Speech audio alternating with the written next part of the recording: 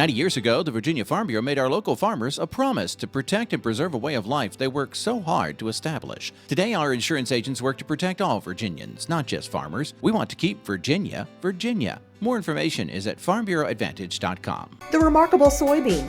From its oil, we get products like ink, candles, and paint. From its meal, we get a high-protein fiber used in foods and animal feeds. Natural soy is replacing chemicals and products you use every day. You can learn more about soybeans at vasoybean.com. Children these days want to know where their food comes from, and they deserve to know where their food comes from. This week, we sit down and talk with Virginia's Teacher of the Year to explore why agriculture is important in the classroom. We'll also explore the topic of business development and how to get a grant for an agricultural enterprise. It's all straight ahead on this episode of Virginia Farming. I'm Jeff Ishii.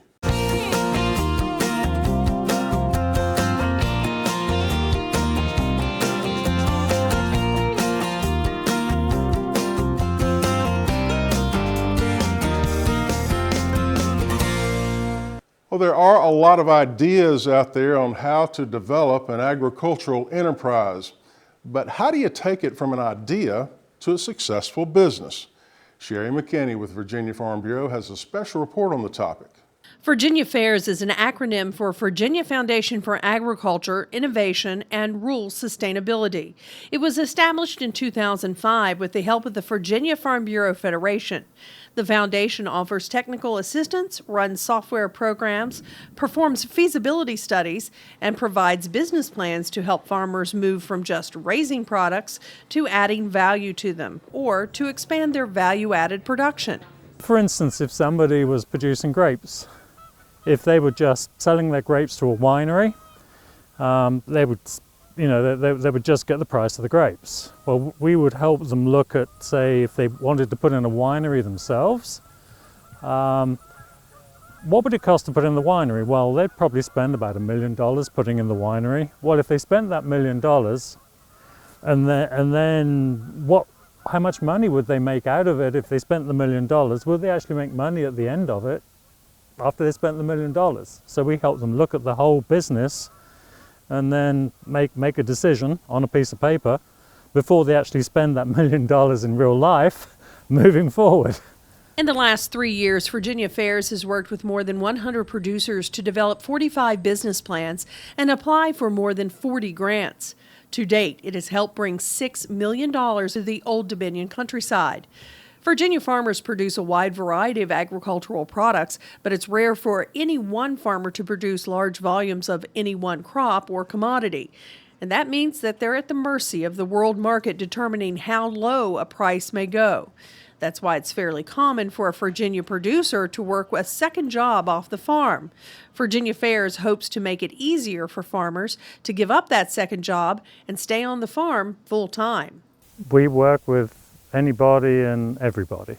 I mean, we are inclusive, not exclusive. We work with small farmers, big producers, small producers, you name it, we'll work with them. Small groups, big groups. You know, that's what we're here for. We're here to help people either transition from commodity production or to expand their value-added business that they already have.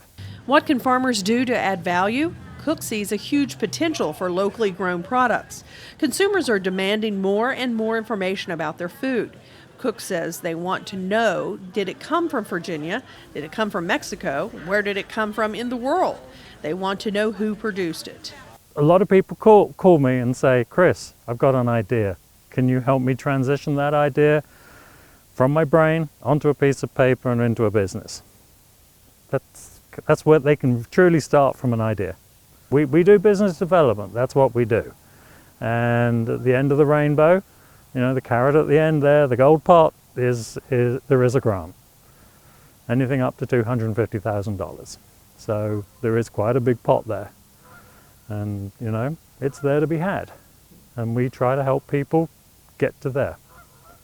To contact Chris Cook and Virginia FAIRS, you can go online to their website, vafairs.com, or you can call directly at 804-290-1111.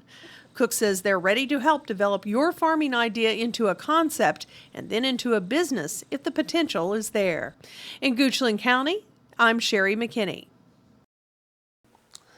Thank you, Sherry, for that report.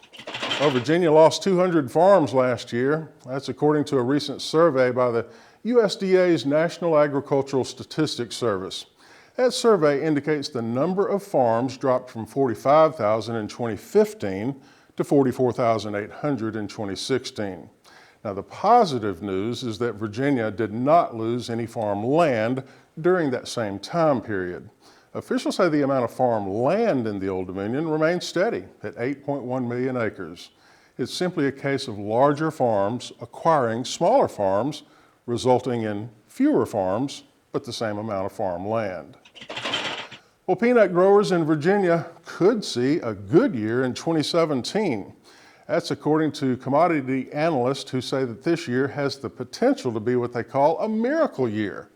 The USDA reports peanut usage jumped by 27% last year on strong demand for peanut butter and candy. Exports are looking good also, with 41% of U.S. grown peanuts going to China. Demand is high, supply is low. That creates a unique situation for peanut growers. Well, Amy Rocher recently sat down for a conversation with Virginia's Teacher of the Year, selected by the Agriculture in the Classroom program. It's coming up next on Ag Insights.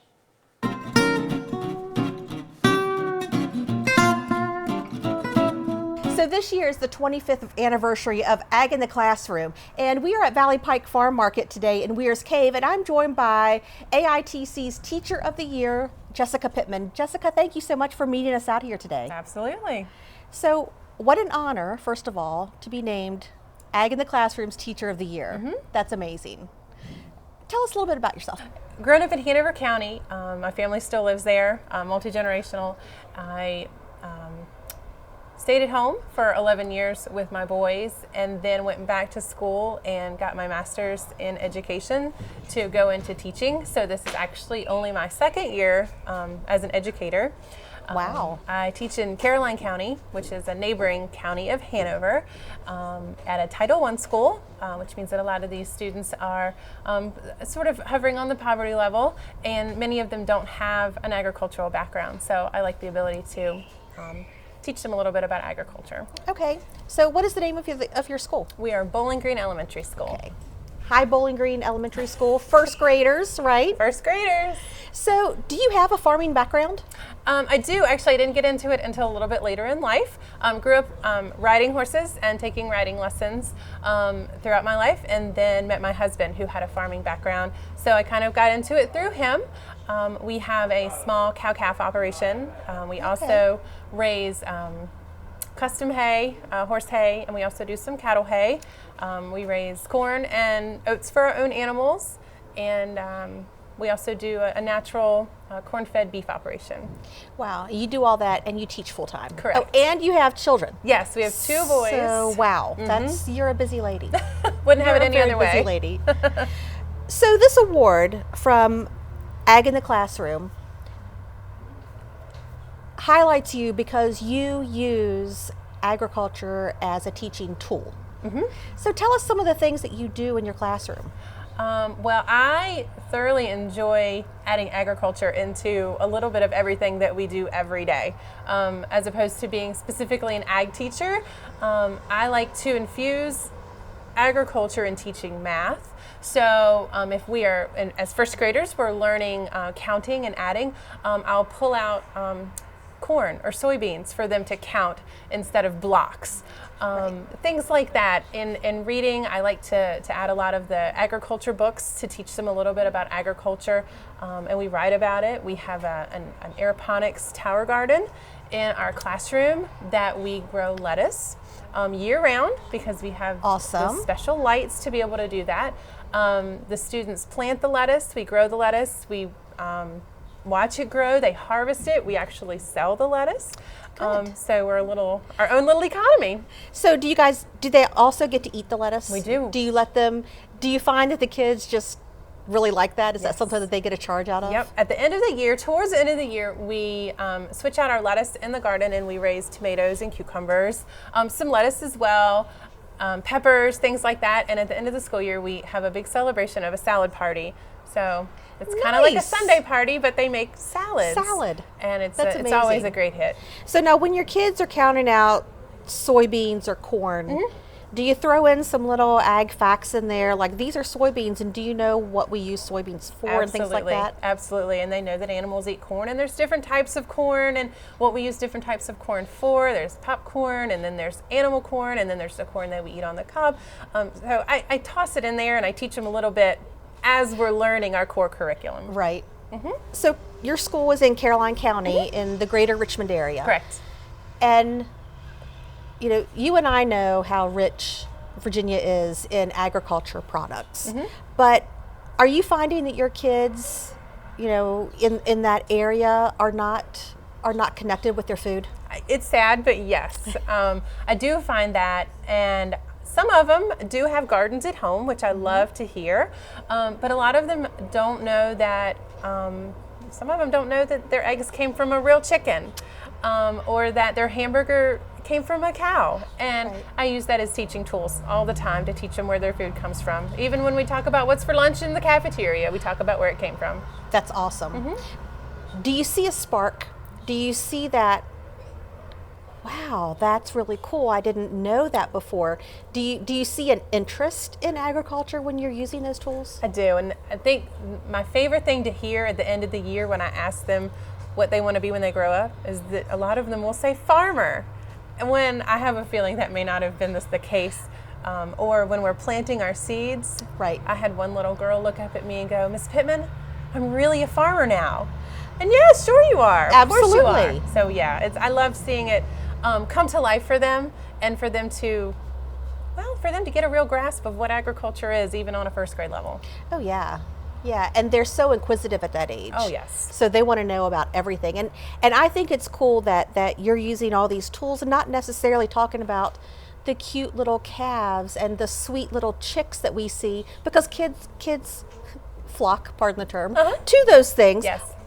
But you're talking about the corn, the not so sexy part of farming, Yes. the corn and the soybeans and what they're used for, and that's so important too, that they see the work that goes in to growing the food that they eat and that we eat and Absolutely. everybody eventually eats. That's right. For Career Day last year, I brought in 2 of my horses, and we talked about different careers in Virginia that had to do with horses that maybe weren't a veterinarian, because that's what most children will say. "Oh, I love animals, I want to be a veterinarian." And I really wanted to point out that farmers, we need farmers, we need, of course we need veterinarians too, but we need Right. feed store owners, we need seed suppliers. So I had brought a bunch of things, and my husband is a farrier, so we talked about how being a farrier is very important for horses, and of course the kids loved having the horses there. Oh, absolutely. Yes. And that just draws them in further and educates them even further. I wanted to show everybody our book. March 6th through the 10th was our Ag in the Classroom week, and this is the book that was available this year for everybody. Ag in the Classroom is amazing. It is. They have so many supplies for teachers that are available, and the book is, they have a new book every year. Sleep Tight in the Farm is this year's, and it's a really sweet little book. Have you used these books in the past? Absolutely. They stay right in the forefront of my bookshelf. All of the books that I've been able to receive from Ag in the Classroom that have to do with teaching the students about the animals and about growing things and the plants, I pull them out all the time. The books of the year I use all the time. The students love them and love learning about the different aspects of agriculture. So what are some of the other tools besides the annual book that Ag in the Classroom supplies teachers with? Their website is a fantastic resource. They have tons and tons of lesson plans. on their website that are put together by educators who love doing the same thing. And what I like about them is that I can go on there and look for ideas, and then I can adjust them towards my grade level to first grade, so it might be an upper grade level, but I can always adjust it down. You get that idea. Absolutely, you get the idea and sort of the notion for which way to go and a different idea of how to teach something. So the website is a great resource. They've also put on teacher workshops around the state, really, where teachers are able to come and learn different lessons through the facilitators at Ag in the Classroom. Right, and a lot of those workshops are free of charge. They're all free of charge. And so many resources are out there for our teachers through Ag in the Classroom. I'm surprised, really, that more teachers don't use it. I wish they did. I do too. So, what type of advice do you have for a teacher who may be interested in using agriculture as a teaching tool? I would definitely contact the Virginia Foundation for Ag in the Classroom. Tammy Maxey is always happy and willing to help any teacher that's interested in using those type of concepts with their core curriculum, and it all goes right back to our Virginia SOL, so it's all aligned with exactly what we are teaching, so that's very helpful. But Tammy's always happy to help. The website again, and any way to look up any type of agriculture. The National Agriculture in the Classroom also has some good lesson plans. Wow. Okay. Well, Jessica, thank you so much for joining us today. It's been a real pleasure meeting you, and good luck in your further ag teaching. Thank It's you. awesome. Thank you. Keep up the good work. All right. We'll be right back.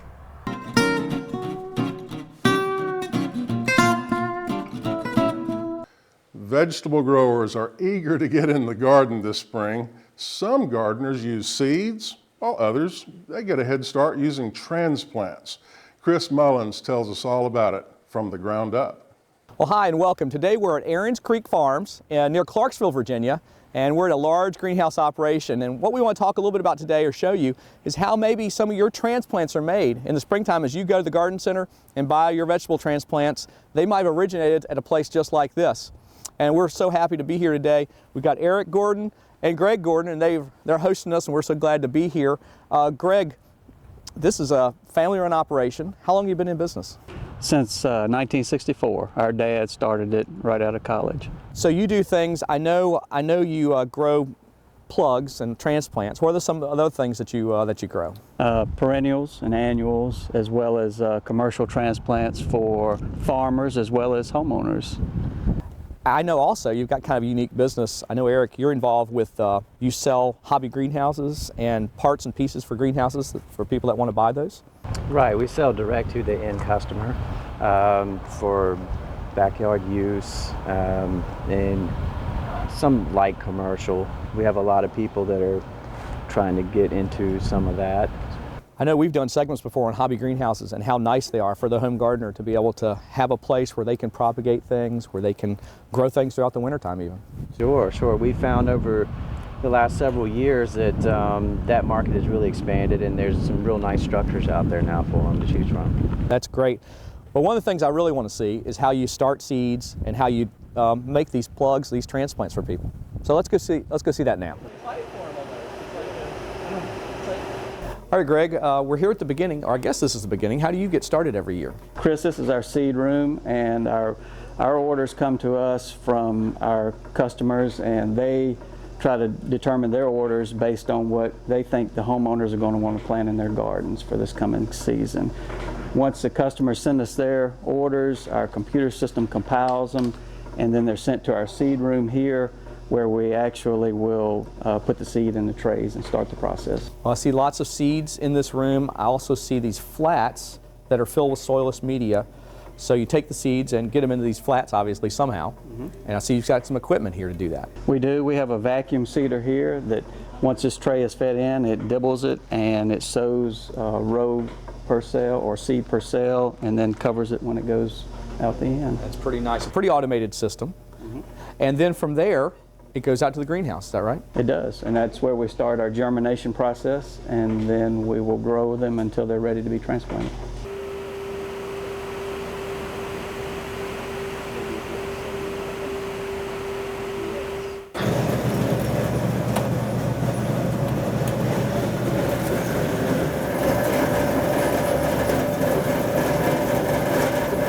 All right, Greg, well, we've got a nice flat of tomatoes here. You know, we seeded them down in the greenhouse and they've grown up. But you know, this is not something that most home gardeners are to buy at the garden center for their transplants. What do you do to get them from this point to maybe a cell pack that might have 36 or 48 small plants in it? Okay, Chris, we actually will take this tray and which has 512 plugs in it, and what we're going to do is use our robotic transplanter here to step them up and space them into the bedding flat trays, which is what the homeowner will see when they buy them in the garden centers. Let's see this thing operate then. That's pretty cool. All right.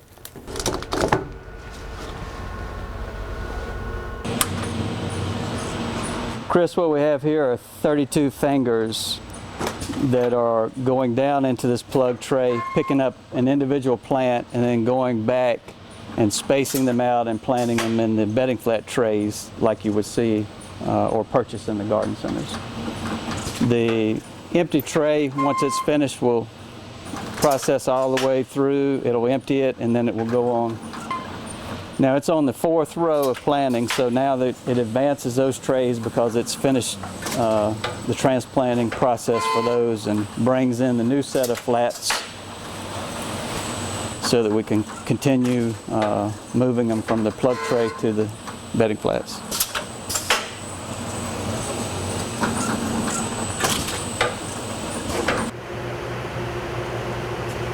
All right, Greg, this was transplant out there. I noticed you've added some tags to this. And you know, a lot of the times consumers see this and on the back it tells a lot of cultural information. So it's important for them to look at that? That's correct. If you haven't grown the product before or if it's something new for you, it should be some guidelines on there that will really help you get a good start. All right, so it goes in the greenhouse here. You got the right light, the right temperature, humidity, everything's right, and it grows. Just like those right there. Mm-hmm. These are probably 3 to 4 weeks older than the crop that we just transplanted, and they will either go to a commercial grower who will grow them for you, or they will be grown for the homeowner, and then you can produce them yourself. Well, this has been great. Thank you so much for letting us come out here and see what you do here in this greenhouse and how that these transplants are made for the consumer. Thank you for coming. Well, for more information about transplant production or what to do with your transplants in the garden, contact your local county extension office. For From the Ground Up, I'm Chris Mullins, and we'll see you next time. Agriculture Week is March 19th through the 25th, 2017. Did you know Virginia agriculture generates 311,000 Virginia jobs and has an economic impact of $52 billion a year? On average, a Virginia farmer produces enough food to feed 155 people each year. Take a minute, March 19th through the 25th, to thank a farmer for what they do. This message brought to you by Virginia Farming Television in commemoration of Virginia Agriculture Week. And our pearl of wisdom this week comes from longtime viewer Gary Truslow, who says, "In youth we learn, but in old age we understand." Oh, so true. You can submit your own pearl of wisdom through our website at virginiafarming.com. That does it for Virginia Farming this week. Have a great week, everyone. I'm Jeff Ishii.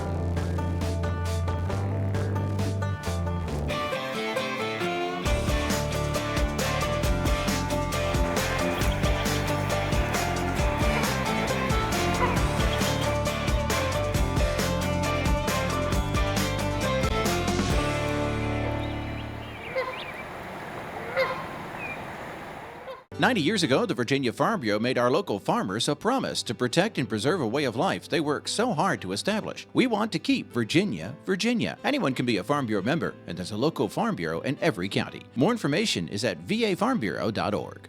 Virginia soybean farmers are hard at work growing soybeans to produce products you use every day. Candles, soaps, even crayons can be made from soybeans. Remember, when you buy soy, you're helping to support American jobs, the economy, and our nation's energy security.